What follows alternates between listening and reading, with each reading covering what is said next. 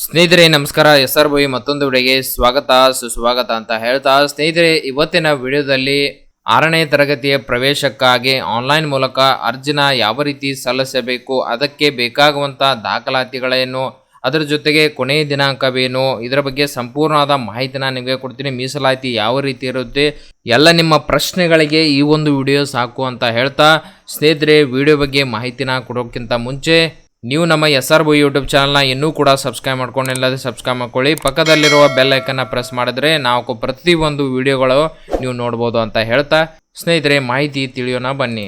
ಸ್ನೇಹಿತರೆ 2025-26ನೇ ಸಾಲಿನ ಶೈಕ್ಷಣಿಕ ಸಾಲಿನ ಮೌಲಾನಾ ಆಜಾದ್ ಮಾದರಿಯ ಶಾಲೆಗಳಲ್ಲಿ ಪ್ರವೇಶಾತಿ ಅಧಿಸೂಚನೆ ಹೊರಡಿಸಲಾಗಿದೆ ಅಂತ ಹೇಳ್ಬೋದು. ಅಲ್ಪಸಂಖ್ಯಾತರ ನಿರ್ದೇಶನಾಲಯದ ಅಧೀನದಲ್ಲಿ ಕಾರ್ಯನಿರ್ವಹಿಸುತ್ತಿರುವ ಮೌಲಾನಾ ಆಜಾದ್ ಮಾದರಿ ಶಾಲೆಗಳಿಗೆ 2025-26ನೇ ಸಾಲಿನ ಶೈಕ್ಷಣಿಕ ಸಾಲಿನಲ್ಲಿ 6ನೇ ತರಗತಿ ಪ್ರವೇಶಕ್ಕೆ ಮೀಸಲಾತಿ ಅಧಿಸೂಚನೆ ಹೊರಡಿಸಲಾಗಿದೆ ಅಂತ ಹೇಳ್ಬೋದು.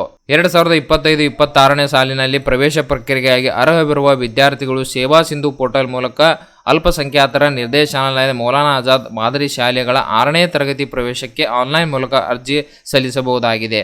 ಎಲ್ಲ ಜಿಲ್ಲೆಗಳ ಜಿಲ್ಲಾಧಿಕಾರಿಗಳು, ಅಲ್ಪಸಂಖ್ಯಾತರ ಕಲ್ಯಾಣ ಇಲಾಖೆ ಇವರು ತಮ್ಮ ಅಧೀನದ ಮೌಲಾನಾ ಆಜಾದ್ ಮಾದರಿ ಶಾಲೆಗಳಲ್ಲಿ 100% ದಾಖಲಾತಿಯನ್ನು ಹೊಂದಲು ಜಿಲ್ಲಾ ಹಂತದಲ್ಲಿ ಪ್ರತ್ಯೇಕ ಪ್ರವೇಶಾತಿ ಅಧಿಸೂಚನೆ ಹೊರಡಿಸಲು ಅಗತ್ಯ ಕ್ರಮ ಕೈಗೊಳ್ಳಲು ಸದರಿ ಅಧಿಸೂಚನೆ ಪತ್ರಿಕಾ ಪ್ರಕಟಣೆ ಹೊರಡಿಸಿ ವ್ಯಾಪಕ ಪ್ರಚಾರ ಕೈಗೊಳ್ಳುವುದು. ನಿಯಮಾನುಸಾರ ಮೆರಿಟ್ ಹಾಗೂ ರೋಸ್ಟರ್ ಪದ್ಧತಿ ಪ್ರಕಾರ 6ನೇ ತರಗತಿ ವಿದ್ಯಾರ್ಥಿಗಳನ್ನು ದಾಖಲಿಸಿಕೊಳ್ಳಲು ತಮ್ಮ ಅಧೀನದ ಅಧಿಕಾರಿ ಸಿಬ್ಬಂದಿಗಳಿಗೆ ಮಾರ್ಗದರ್ಶನ ನೀಡಿ ದಾಖಲಾತಿ ಪ್ರಕ್ರಿಯೆಯನ್ನು ಯಶಸ್ವಿಗೊಳಿಸುವುದು. ಮುಂದುವರೆದು ಅರ್ಜಿ ಸಲ್ಲಿಸುವ ವಿಧಾನ, ಪ್ರವೇಶ ಪ್ರಕ್ರಿಯೆ, ಮೀಸಲಾತಿ ವಿವರ, ವೇಳಾಪಟ್ಟಿ ಮತ್ತು ದಾಖಲಾತಿಗೆ ಸಂಬಂಧಿಸಿದ ಇತರ ವಿವರಗಳ ಸಂಪೂರ್ಣ ಮಾರ್ಗಸೂಚಿಗಳನ್ನು ಸದರಿ ಅಧಿಸೂಚನೆಯೊಂದಿಗೆ ಲಗತ್ತಿಸಲಾಗಿದ್ದು, ಅದರಂತೆ ನಿಯಮಾನುಸಾರವಾದ ಸೂಕ್ತ ಕ್ರಮ ಕೈಗೊಂಡು 100% ದಾಖಲಾತಿಯನ್ನು ಸಾಧಿಸಲು ಸೂಚಿಸಿದೆ. ಎಲ್ಲ ಅರ್ಹ ವಿದ್ಯಾರ್ಥಿಗಳು ಆನ್ಲೈನ್ ಮೂಲಕ ಸೇವಾ ಸಿಂಧು ಪೋರ್ಟಲ್ ನೇರವಾಗಿ ಅರ್ಜಿಗಳನ್ನು ಹತ್ತಿರದ ಅಲ್ಪಸಂಖ್ಯಾತ ಕಲ್ಯಾಣ ಇಲಾಖೆ ವಸತಿ ಶಾಲೆಗಳಾಗಿರ್ಬೋದು, ಅಲ್ಪಸಂಖ್ಯಾತರ ತಾಲೂಕಿನ ಮಾಹಿತಿ ಕೇಂದ್ರಗಳು ಮತ್ತು ಜಿಲ್ಲಾ ಅಲ್ಪಸಂಖ್ಯಾತರ ಅಧಿಕಾರಿ ಕಚೇರಿಯಲ್ಲೂ ಕೂಡ ಉಚಿತವಾಗಿ ಸಲ್ಲಿಸಬಹುದು. ಇದರೊಂದಿಗೆ ಕರ್ನಾಟಕವನ್ನಾಗಿರ್ಬೋದು ಗ್ರಾಮ ಸೇವಾ ಕೇಂದ್ರದಲ್ಲಿ ಕೂಡ ನೀವು ಅರ್ಜಿ ಸಲ್ಲಿಸಿ ಇದರ ಲಾಭವನ್ನು ಪಡೆದುಕೊಳ್ಳಬಹುದು. ವೆಬ್ಸೈಟ್ ನೋಡಬಹುದು, ಸೇವಾ ಸಿಂಧು services.karnataka.gov.in. ಅರ್ಜಿ ಸಲ್ಲಿಸಲು ಕೊನೆ ದಿನಾಂಕ ಕೊಟ್ಟಿದ್ದಾರೆ. 10/5/2025 ಕೊನೆಯ ದಿನಾಂಕವಿರುತ್ತೆ. ಎಕ್ಸ್ಟೆಂಡ್ ಕೂಡ ಆಗಿದೆ ಅಂತ ಹೇಳಬಹುದು. ಹೆಚ್ಚಿನ ವಿವರಗಳಿಗೆ ನಿರ್ದೇಶನದ ಅಧಿಕೃತ ಜಾಲತಾಣ dom.karnataka.gov.in ವೆಬ್ಸೈಟ್ಗೆ ಸಂಪರ್ಕಿಸುವ ಮೂಲಕ ನಿಮ್ಮ ಮಾಹಿತಿಯನ್ನು ಪಡ್ಕೊಳ್ಬಹುದು.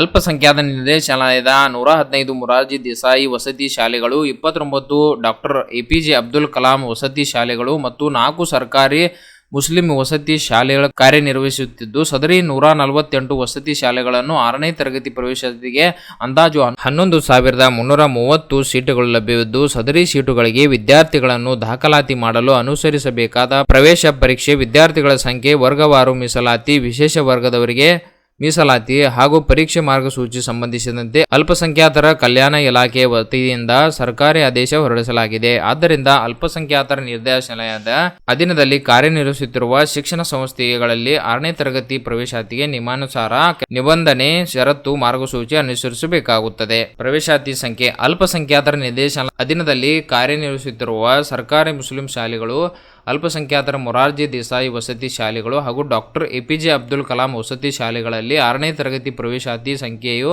ಈ ಕೆಳಗಿನಂತಿದೆ ಹಾಗೂ ಕೆಲವು ಶಾಲೆಗಳಲ್ಲಿ ಬೇಡಿಕೆಗೆ ಅನುಗುಣವಾಗಿ ಪ್ರವೇಶಾತಿಯನ್ನು ಸರ್ಕಾರದ ಆದೇಶದಂತೆ ಕಾಲಕಾಲಕ್ಕೆ ಪರಿಷ್ಕರಿಸಲಾಗುತ್ತದೆ. ವಸತಿ ಶಾಲೆಗಳ ಹೆಸರು ಮತ್ತು ಪಠ್ಯಕ್ರಮವಿದ ಶಾಲೆಗಳ ಸಂಖ್ಯೆ, 6ನೇ ತರಗತಿ ಮಂಜೂರಾದ ಸ್ಥಾನಗಳ ಸಂಖ್ಯೆ ಈ ಕೆಳಗಿನಂತಿದೆ.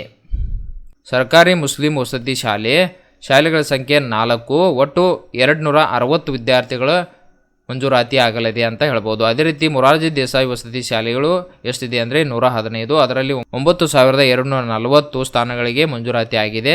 ಅದೇ ರೀತಿ ಡಾಕ್ಟರ್ APJ ಅಬ್ದುಲ್ ಕಲಾಂ ವಸತಿ ಶಾಲೆಗಳು 29 ಇದೆ, ಅದರಲ್ಲಿ 1,830 ವಿದ್ಯಾರ್ಥಿಗಳಿಗೆ ಮಂಜೂರಾತಿ ಆಗಲಿದೆ ಅಂತೇಳಿ ಒಟ್ಟು 148 ಶಾಲೆಗಳಿಗೆ 11,330 ವಿದ್ಯಾರ್ಥಿಗಳಿಗೆ ಮಂಜೂರಾತಿ ಆಗಲಾಗಿದೆ ಅಂತ ಹೇಳ್ಬೋದು. ಡಾಕ್ಟರ್ APJ ಅಬ್ದುಲ್ ಕಲಾಂ ವಸತಿ ಶಾಲೆಗಳು ಕರ್ನಾಟಕ ಸರ್ಕಾರದ ಆದೇಶದಂತೆ 2022-23ನೇ ಸಾಲಿನಿಂದ CBSE ಮಂಡಳಿಯ ಪಠ್ಯಕ್ರಮವನ್ನು ಅನುಸರಿಸಲಾಗುತ್ತಿದೆ. ಇನ್ನುಳಿದ ಸರ್ಕಾರಿ ಮುಸ್ಲಿಂ ಶಾಲೆಗಳು ಹಾಗೂ ಮೊರಾರ್ಜಿ ದೇಸಾಯಿ ಶಾಲೆಗಳು ರಾಜ್ಯ ಪಠ್ಯಕ್ರಮವನ್ನು ಸ್ಟೇಟ್ ಸಿಲೆಬಸ್ ಅನುಸರಿಸುತ್ತದೆ. ಮುಂದುವರೆದ ಮೇಲ್ಕಂಡ ಎಲ್ಲಾ ಮಾದರಿಯ ವಸತಿ ಶಾಲೆಗಳ ಪ್ರವೇಶಕ್ಕೆ ಏಕರೂಪ ಪ್ರವೇಶ ಪರೀಕ್ಷೆಯನ್ನು ನಡೆಸಲಾಗುವುದು. ನಿಯಮಾನುಸಾರ ಆಯ್ಕೆಯಾದ ವಿದ್ಯಾರ್ಥಿಗಳನ್ನು ಲಭ್ಯವಿರುವ ಯಾವುದೇ ಪಠ್ಯಕ್ರಮದ ವಸತಿ ಶಾಲೆಯನ್ನು ಆಯ್ಕೆ ಮಾಡಿಕೊಳ್ಳಬಹುದಾಗುತ್ತದೆ. ವರ್ಗವಾರು ಮೀಸಲಾತಿ ಹಂಚಿಕೆ. ಸರ್ಕಾರದ ಆದೇಶ ಅನ್ವಯ ಮಂಜೂರಾತಿಯಾಗಿರುವ ವಿವಿಧ ವಸತಿ ಶಾಲೆಗಳಿಗೆ 6ನೇ ತರಗತಿ ಆಯ್ಕೆ ಮಾಡಿ ದಾಖಲು ಮಾಡುವಲ್ಲಿ ಪ್ರತಿ ವರ್ಗದ ವಸತಿ ಶಾಲೆ ಅನುಸರಿಸಬೇಕಾದ ಮೀಸಲಾತಿ ವಿವರ ಕೆಳಕಂಡಂತೆ ಇರುತ್ತದೆ. ಸದರಿ ಮೀಸಲಾತಿಯನ್ನು 6ನೇ ತರಗತಿ ವಿದ್ಯಾರ್ಥಿಗಳನ್ನು ಆಯ್ಕೆ ಮಾಡಿ ದಾಖಲಾತಿ ಮಾಡಿಕೊಳ್ಳುವಾಗ ತಪ್ಪದೇ ಅನುಷ್ಠಾನಗೊಳಿಸುವುದು. ಸರ್ಕಾರಿ ಮುಸ್ಲಿಂ ವಸತಿ ಶಾಲೆಗಳಲ್ಲಿ ಒಟ್ಟು 50, ಪ್ರತಿ ಶಾಲೆಯಲ್ಲಿ 50 ವಿದ್ಯಾರ್ಥಿಗಳಲ್ಲಿ ಮುಸ್ಲಿಂ 100% ಅಂದರೆ 50 ವಿದ್ಯಾರ್ಥಿಗಳು ಮುಸ್ಲಿಂ ಇರುತ್ತೆ. ಅದರಲ್ಲಿ ಹೆಣ್ಣು ಮಕ್ಕಳಿಗೆ 50 ಸ್ಥಾನಗಳನ್ನು ಮೀಸಲಾತಿ ಕೊಡಲಾಗಿದೆ. ಅದೇ ರೀತಿ ಅಲ್ಪಸಂಖ್ಯಾತರ ಮೊರಾರ್ಜಿ ದೇಸಾಯಿ ಆಗಿರಬಹುದು, ಡಾಕ್ಟರ್ APJ ಅಬ್ದುಲ್ ಕಲಾಂ ವಸತಿ ಶಾಲೆಗಳಲ್ಲಿ ಪ್ರತಿ ವಸತಿ ಶಾಲೆಗೆ ವಿದ್ಯಾರ್ಥಿಗಳ ಪ್ರವೇಶ ಸಂಖ್ಯೆಯಷ್ಟು 50 ಇರುತ್ತದೆ.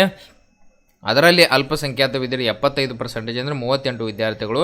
ಇತರ ವರ್ಗದ ಮೀಸಲಾತಿ ಅಂದರೆ 25% 12 ವಿದ್ಯಾರ್ಥಿಗಳನ್ನು ತೆಗೆದುಕೊಳ್ಳಲು. ಇದರಲ್ಲಿ ಒಟ್ಟು 50% ಹೆಣ್ಣು ಮಕ್ಕಳಿಗೆ ಮೀಸಲಾತಿ ಕೊಡಲಾಗಿದೆ. ಅಂದರೆ 50 ವಿದ್ಯಾರ್ಥಿಗಳಲ್ಲಿ 25 ವಿದ್ಯಾರ್ಥಿಗಳು ಏನಾಗಿರ್ತಾರೆ, ಹೆಣ್ಣು ಮಕ್ಕಳಾಗಿರುತ್ತಾರೆ. ಅದೇ ರೀತಿ ಅಲ್ಪಸಂಖ್ಯಾತರ ಮೊರಾರ್ಜಿ ದೇಸಾಯಿ ಆಗಿರ್ಬೋದು, ಡಾಕ್ಟರ್ APJ ಅಬ್ದುಲ್ ಕಲಾಂ ಶಾಲೆಗಳಲ್ಲಿ ಪ್ರತಿ ವಸತಿ ಶಾಲೆಗಳ ವಿದ್ಯಾರ್ಥಿ ಪ್ರವೇಶ 60 ಇರುತ್ತೆ. ಅದರಲ್ಲಿ 75% ಅಲ್ಪಸಂಖ್ಯಾತರಿಗೆ ಅಂದರೆ 45 ವಿದ್ಯಾರ್ಥಿಗಳು. ಇತರ ವರ್ಗದ ಮೀಸಲಾತಿಯಲ್ಲಿ 25% ಅಂದರೆ 15 ವಿದ್ಯಾರ್ಥಿಗಳು. ಇದರಲ್ಲಿ ಒಟ್ಟು ಅಂದರೆ 60 ವಿದ್ಯಾರ್ಥಿಗಳಲ್ಲಿ 50% ಹೆಣ್ಣು ಮಕ್ಕಳಿಗೆ ಅಂದರೆ 50 ವಿದ್ಯಾರ್ಥಿಗಳಲ್ಲಿ 30 ವಿದ್ಯಾರ್ಥಿಗಳು ಹೆಣ್ಣು ಮಕ್ಕಳಿಗೆ ಮೀಸಲಾತಿ ಕೊಡಲಾಗಿದೆ. ಡಾಕ್ಟರ್ APJ ಅಬ್ದುಲ್ ಕಲಾಂ ವಸತಿ ಶಾಲೆಗಳಲ್ಲಿ ಪ್ರತಿ ವಸತಿ ಶಾಲೆಗೆ ಒಟ್ಟು ವಿದ್ಯಾರ್ಥಿಗಳು 80 ವಿದ್ಯಾರ್ಥಿಗಳು ಇರ್ತಾರೆ. ಇದರಲ್ಲಿ 40 ವಿದ್ಯಾರ್ಥಿಗಳು 2 ವಿಭಾಗಗಳು. ಪ್ರತಿ ವಿಭಾಗದ ಪ್ರವೇಶದಲ್ಲಿ 40 ವಿದ್ಯಾರ್ಥಿಗಳು. ಮೀಸಲಾತಿ ಅಲ್ಪಸಂಖ್ಯಾತರಿಗೆ 75% 30 ವಿದ್ಯಾರ್ಥಿಗಳು. ಇತರ ವರ್ಗದವರಿಗೆ 25% 10 ವಿದ್ಯಾರ್ಥಿಗಳು. ಇದರಲ್ಲಿ ಹೆಣ್ಣು ಮಕ್ಕಳಿಗೆ 50% ಮೀಸಲಾತಿ ಕೋರಲಾಗಿದೆ.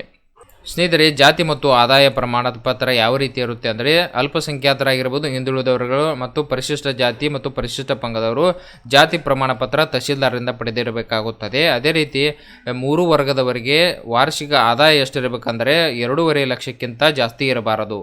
ಅಭ್ಯರ್ಥಿಗಳು ಅರ್ಜಿ ಸಲ್ಲಿಸಲು ಇರಬೇಕಾದ ಅರ್ಹತೆಗಳು. ಅಭ್ಯರ್ಥಿಯು ಸರ್ಕಾರದ ಅನುಮೋದಿಸಲ್ಪಟ್ಟ ಶಾಲೆಯಿಂದ 5ನೇ ತರಗತಿಯಲ್ಲಿ ವ್ಯಾಸಂಗ ಮಾಡಿರಬೇಕಾಗುತ್ತೆ ಮತ್ತು ಉತ್ತೀರ್ಣರಾಗಿರಬೇಕಾಗುತ್ತೆ. ದಾಖಲೆಗಳ ಪರಿಶೀಲನೆ ಸಂದರ್ಭದಲ್ಲಿ ಅಂಕಪಟ್ಟಿಯನ್ನು ಹೊಂದಿರಬೇಕಾಗುತ್ತದೆ. ಕರ್ನಾಟಕ ರಾಜ್ಯದ ಖಾಯಂ ನಿವಾಸಿಯಾಗಿರಬೇಕಾಗುತ್ತದೆ ಮತ್ತು ವಯಸ್ಸು ಎಷ್ಟಿರಬೇಕಾದ್ರೆ 11 ರಿಂದ 13 ವರ್ಷದ ಒಳಗಿನವರ ವಯಸ್ಸಿರಬೇಕಾಗುತ್ತದೆ ಆ ವಿದ್ಯಾರ್ಥಿಯ. ನಂತರ ಅಭ್ಯರ್ಥಿಗಳು ಅರ್ಜಿ ಸಲ್ಲಿಸಿ ಈಗಾಗಲೇ ಹೇಳಿದ್ದೀನಿ, ನೀವು 6ನೇ ತರಗತಿ ಪ್ರವೇಶ ಪ್ರಕ್ರಿಯೆಗಾಗಿ ಸೇವಾ ಸಿಂಧು ಪೋರ್ಟಲ್ ಮೂಲಕ ಅರ್ಜಿನ ಸಲ್ಲಿಸಬಹುದಾಗಿದೆ.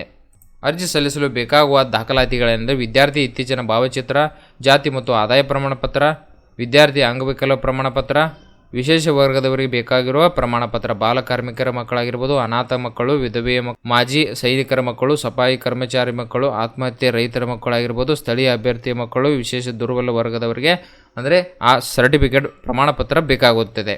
ಪ್ರವೇಶ ಪರೀಕ್ಷೆ ವಿಧಾನ ಯಾವ ರೀತಿ ಇರುತ್ತೆ ಅಂದರೆ ಪ್ರವೇಶ ಬಯಸುವ ಅಭ್ಯರ್ಥಿಯು ಕಡ್ಡಾಯ ಅಲ್ಪಸಂಖ್ಯಾತ ನಿರ್ದೇಶನ ವತಿಯಿಂದ ನಡೆಸುವ ಪ್ರವೇಶ ಪರೀಕ್ಷೆ ಬರೆಯಬೇಕಾಗುತ್ತದೆ. ವಸತಿ ಶಾಲೆ ಆಯ್ಕೆಯ ಪ್ರವೇಶ ಪರೀಕ್ಷೆಯಲ್ಲಿ ಗಳಿಸಿದ ಅಂಕಗಳೇ ನೇರ ಮಾನದಂಡವಾಗಿರುತ್ತದೆ. ಪ್ರವೇಶ ಪರೀಕ್ಷೆಯಲ್ಲಿ 100 ಅಂಕಗಳ ಬಹು ಆಯ್ಕೆ ಮಾದರಿಯಲ್ಲಿರುತ್ತದೆ.